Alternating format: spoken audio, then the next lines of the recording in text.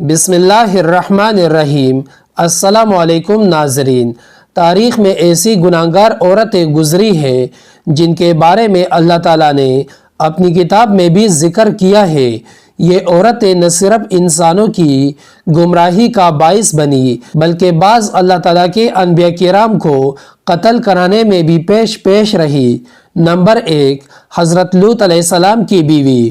اردن اور اسرائیلی سرحدوں پر جہاں آج ڈیڈ سی یعنی نمکین پانی کی جھیل موجود ہے، نمک سے بھری اس جھیل میں آج زندگی کا کوئی نام و نشان نہیں ہے۔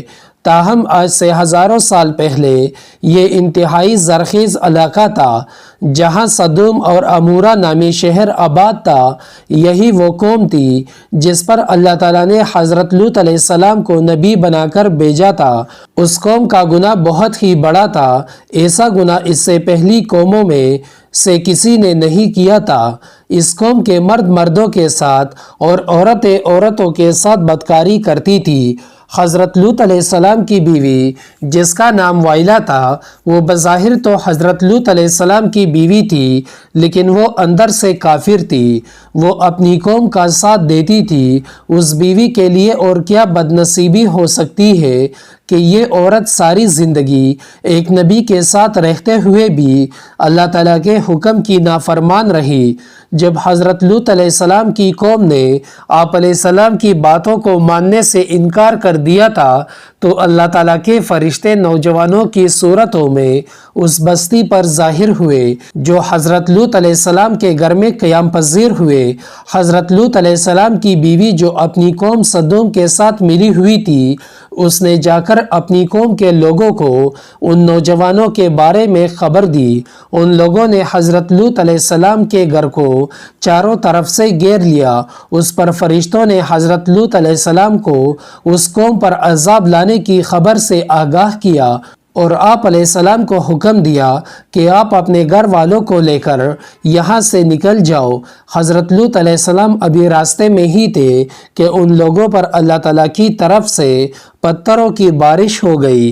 آپ علیہ السلام کی بیوی جو اپنی قوم کا ساتھ دیتی تھی، وہ بھی اپنی قوم کے ساتھ تباہ و برباد ہو گئی تھی۔ صدوم کے پہاڑوں میں آج بھی وائلہ کی آبادی موجود ہے۔ حضرت لوط علیہ السلام کی بیوی کا تذکرہ قرآن پاک کے علاوہ بائبل میں بھی آیا ہے۔ نمبر 2، حضرت نوح علیہ السلام کی بیوی۔ قوم نوح شرک جیسے گناہ میں مبتلا ہو چکی تھی۔ اس قوم کے لوگوں نے اپنے سرداروں اور نیک لوگوں کے بت بنائے، ان کی عبادت اور پوجا شروع کر دی۔ اللہ تعالیٰ نے حضرت نوح علیہ السلام کو اس قوم پر مبعوث فرمایا۔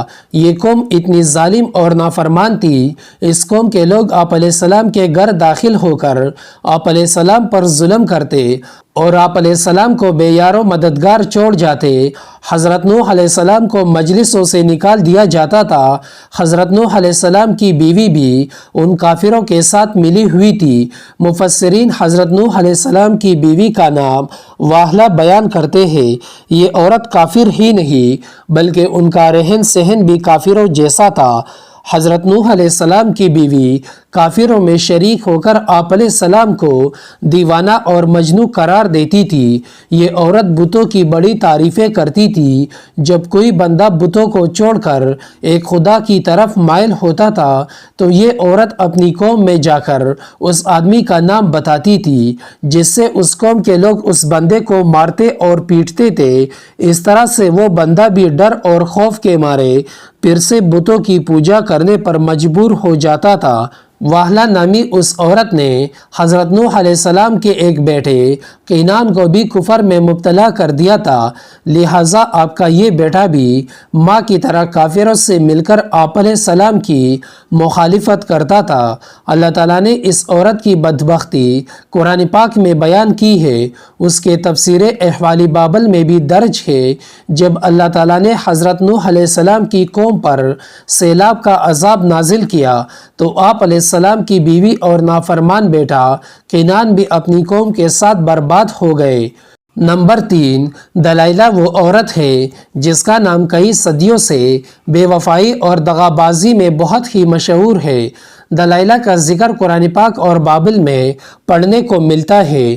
واقعہ کچھ یوں ہے کہ حضرت موسیٰ علیہ السلام کی وفات کے بعد بنی اسرائیل کی قوم عمالقہ کی محکوم بن گئی، تو اللہ تعالیٰ نے اس قوم میں بہت سے طاقتور لڑکے کو پیدا کیا جس کا نام سمسن تھا۔ سمسن اس قدر طاقتور تھا کہ اکیلا ہی کئی ہزار بندوں کا مقابلہ کر لیتا تھا۔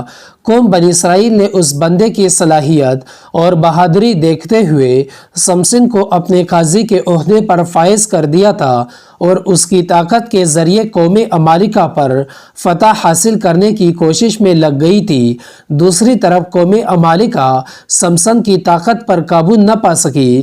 انہوں نے اپنی قوم کی ایک لڑکی جس کا نام دلائلہ تھا، اس کو سمسن کی بہادری اور اس کی صلاحیتوں کا راز دریافت کرنے کے لیے سمسن کے پاس بھیجا تھا۔ سمسن اس لڑکی کو دیکھ کر پاگل ہو گیا، وہ اس کی محبت میں دیوانہ ہو گیا۔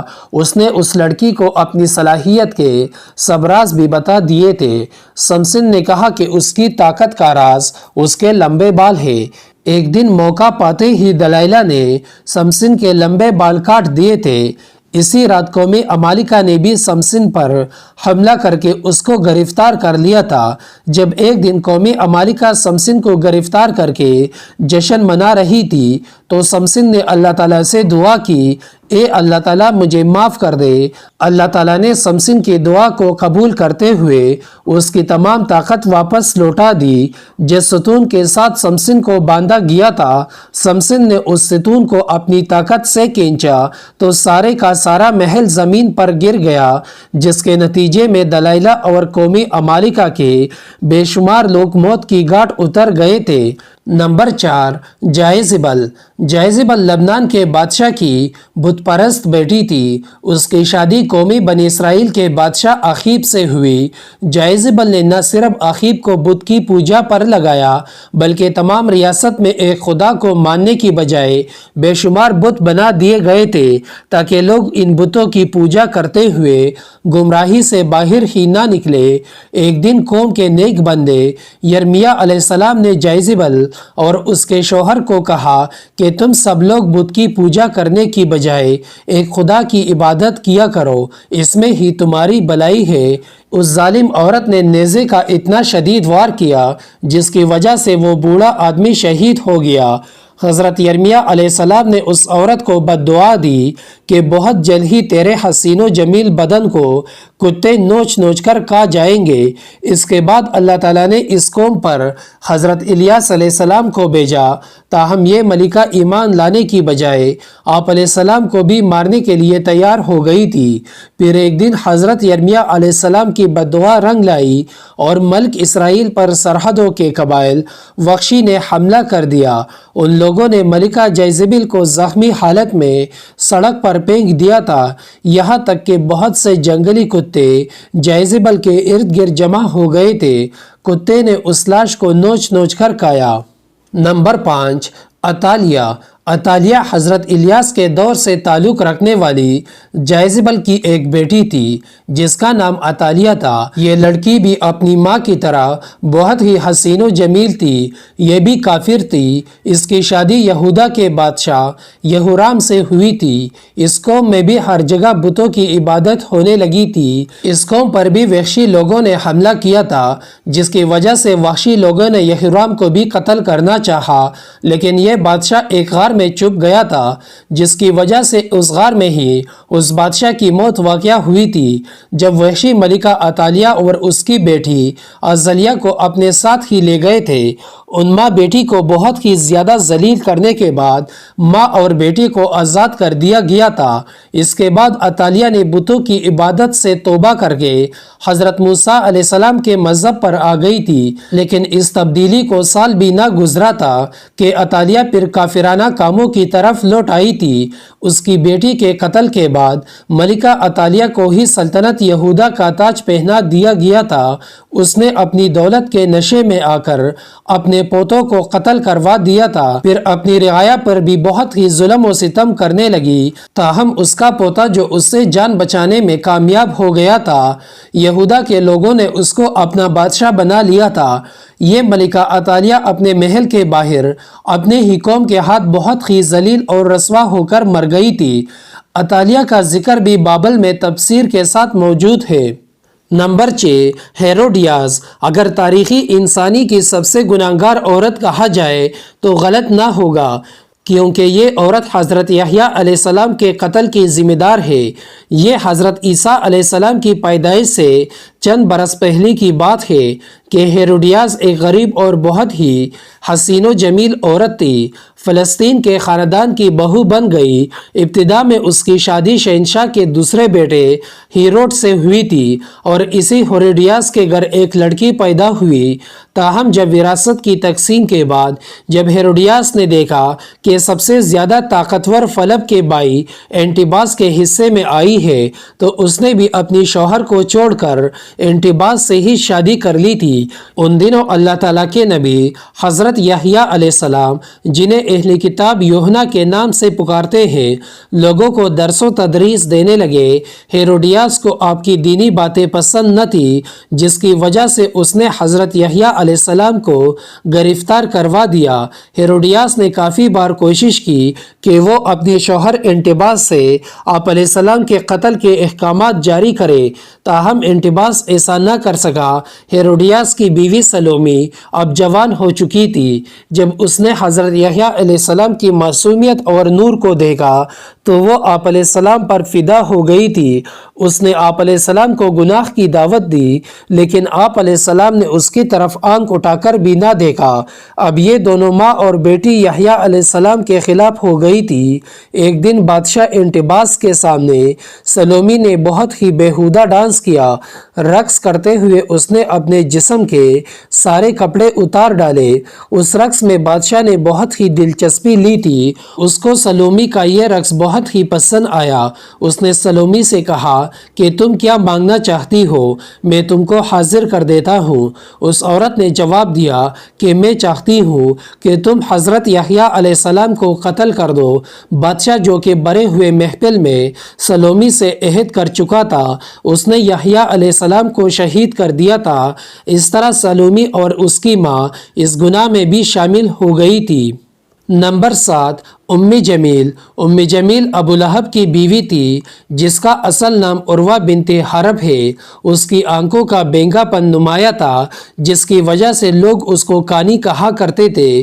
قرآن پاک میں اللہ تعالیٰ نے ابو لہب اور اس کی بیوی کو انتہائی سخت الفاظ میں بیان کیا ہے۔ اس کی وجہ ابو لہب اور اس کی بیوی کا نبی اکرم صلی اللہ علیہ وسلم کے ساتھ سخت مشرکانہ رویہ ہے۔ یہ دونوں میاں اور بیوی آپ صلی اللہ علیہ وسلم کو تکلیف اور اذیت پہنچانے کا کوئی بھی موقع ہاتھ سے نہیں جانے دیتے تھے۔ روایت کے مطابق ام جمیل نبی اکرم صلی اللہ علیہ وسلم کی راہ میں کانٹے بچھایا کرتی تھی۔ جب سورہ لہب نازل ہوئی تو ابو لہب کی بیوی غصے سے بے قابو ہو گئی۔ جب سورہ لہب نازل ہوئی تو ابو لہب کی بیوی غصے سے بے قابو ہو گئی اور بہت ہی بڑا پتھر اٹھا کر مکہ میں آپ صلی اللہ علیہ وسلم کی تلاش میں نکل پڑی۔ یہ کعبہ میں ابو بکر رضی اللہ تعالی عنہ کے سامنے اس حالت میں آئی کہ اس کے منہ سے جاگ نکل رہی تھی۔ یہ نبی اکرم صلی اللہ علیہ وسلم کے خلاف انتہائی نازیبا الفاظ بھی پڑھ رہی تھی۔ حالانکہ آپ صلی اللہ علیہ وسلم اس وقت حضرت ابو بکر کے ساتھ ہی موجود تھے، لیکن اللہ تعالیٰ کے رحمت و کرم سے ام جمیل آپ صلی اللہ علیہ وسلم کو نہ دیکھ سکی تھی۔ وہ وہاں سے گھر کی طرف روانہ ہو گئی تھی۔ بے شک ام جمیل تاریخ کی بدبخت ترین عورتوں میں شامل ہے، کیونکہ اس نے نبی آخر الزماں سرور کائنات حضرت محمد صلی اللہ علیہ وسلم کو بے شمار تکلیفیں پہنچائیں۔